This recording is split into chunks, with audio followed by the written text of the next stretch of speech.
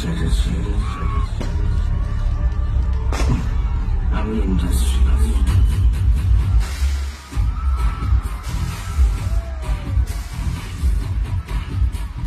ঈশ্বরের আশীর্বাদ